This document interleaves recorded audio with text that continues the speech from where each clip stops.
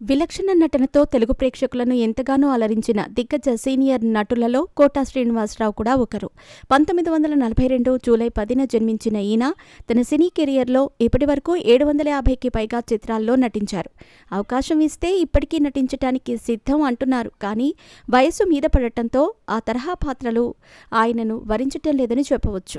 బిజీగా గడుపుతున్న లైఫ్లో చిన్న బ్రేక్ తీసుకుని ఎంజాయ్ చేయాలి అనుకుంటున్నారా? అయితే వెంటనే ఆర్వే వెకేషన్స్ ప్రైవేట్ లిమిటెడ్ సంప్రదించండి. మరిన్ని డీటెయిల్స్ కోసం సంప్రదించండి 7997979960. ఒకప్పుడు స్టార్ హీరోల సినిమాల్లో విలన్ గా, కమేడియన్ గా నటించి ప్రేక్షకులను ఆకట్టుకున్న ఈయన గత కొంతకాలం క్రితం యంగ్ హీరోలకు తాతగా నటించి అలరించారు. ప్రస్తుతం వయసు మీద పడటంతో పలు ఛానల్స్కి ఇంటర్వ్యూ ఇస్తూ సినిమా కెరియర్ జోరుగా కొనసాగుతున్న సమయంలో జరిగిన కొన్ని విషయాలను పంచుకొని అందరినీ ఆశ్చర్యపరుస్తున్నారు. ఈ క్రమంలోనే ఒక ఛానల్కి ఇచ్చిన ఇంటర్వ్యూలో కోట శ్రీనివాసరావు మాట్లాడుతూ కృష్ణ వల్లే టీడీపీ నాయకులు తనపై దాడి చేశారని చెప్పి అందరినీ ఆశ్చర్యపరిచారు. మరి అసలు విషయం ఏంటో ఇప్పుడు చూద్దాం. 1978లో వచ్చిన ప్రాణం ఖరీదు సినిమాతో ప్రేక్షకుల ముందుకు వచ్చారు కోట శ్రీనివాసరావు. తన అద్భుతమైన నటనతో విలక్షణ నటుడిగా పేరు దక్కించుకున్నారు. ఇకపోతే ఒకవైపు సినిమాల్లో జోరుగా కొనసాగుతున్న సమయంలో సూపర్ స్టార్ కృష్ణతో మంచి అనుబంధం ఏర్పడింది.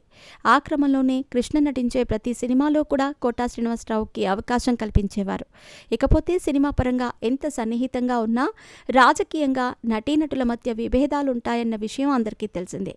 ఈ క్రమంలోనే కృష్ణ తరం హీరోలలో సీనియర్ ఎన్టీఆర్ టీడీపీ పార్టీని ఏర్పాటు చేసి పార్టీని అధిష్ఠించే ప్రయత్నం చేస్తున్న సమయంలో కృష్ణ ఒకవైపు సినిమాల్లో నటిస్తూనే మరొక వైపు కాంగ్రెస్ పార్టీ వ్యవహారాల్లో కీలకంగా వ్యవహరించేవారు. ఆంధ్రప్రదేశ్లో కాంగ్రెస్యేతర ప్రభుత్వాన్ని ఏర్పాటు చేయాలి అని ఎన్టీఆర్ కంకణం కట్టుకున్న సమయంలో కృష్ణ ఎన్టీఆర్కు వ్యతిరేకంగా సినిమాలు చిత్రీకరించడం మొదలుపెట్టారు. కానీ అవేవీ సఫలం కాకపోయాయి. ఇక ఎన్టీఆర్ ముఖ్యమంత్రి అయిన తర్వాత ఆయన వ్యవహార శైలి మీద, ప్రభుత్వం మీద వ్యంగ్యంగా విమర్శించే కథాంశంతో మండలాధీశుడు సినిమా తీయటం జరిగింది.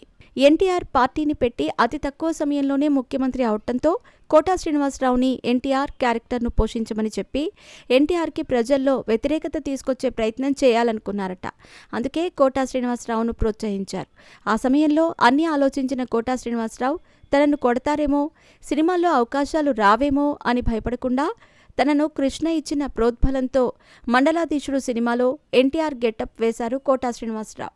ప్రభాకర్ రెడ్డి దర్శకత్వం వహించిన ఈ సినిమాలో జమున, గుమ్మడి వెంకటేశ్వరరావు, భానుమతి తదితరులు కీలక పాత్రలు పోషించారు. 1987లో విడుదలైన ఈ సినిమాను వర్మ పిక్చర్స్ పతాకంపై డాక్టర్ డివిఎన్ రాజు నిర్మించారు.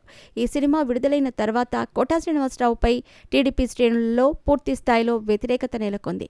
అలా నాడు జరిగిన సంఘటనలను ఇటీవల ఒక ఇంటర్వ్యూలో పాల్గొన్న కోటా శ్రీనివాసరావు మాట్లాడుతూ కృష్ణ మండలాధీశుడు సినిమా చేయాలని పట్టుబట్టడం వల్లే నేను చేశాను. అయితే ఒక్కసారి బెజవాడకు నా కూతుర్ని చూడటానికి వెళ్ళాను. ఆ సమయంలో సీఎంగా ఉన్న సీనియర్ ఎన్టీఆర్ ఏదో ఫంక్షన్కి వచ్చారు. ఇక దాంతో ఎక్కడ చూసినా టీడీపీ పార్టీ జెండాలే కనిపించాయి. ఇక అప్పుడే నాకు భయం కలిగింది. కానీ ఏం చేయలేక కృష్ణా ఎక్స్ప్రెస్ దిగి ఒక మూలన నడుచుకుంటూ వెళుతున్నాను. అయితే ఎన్టీఆర్ కూడా దిగి అదే కృష్ణా ఎక్స్ప్రెస్కి వెళ్లాల్సి ఉంది. ఇక దాంతో రైల్వే స్టేషన్ మొత్తం టీడీపీ కార్యకర్తలతో, అభిమానులతో నిండిపోయింది. అక్కడ నన్ను చూసిన ఆయన అభిమానులు అదిగో కోట అంటూ నా మీద పడి దాడి చేశారు అంటూ చెప్పుకొచ్చారు.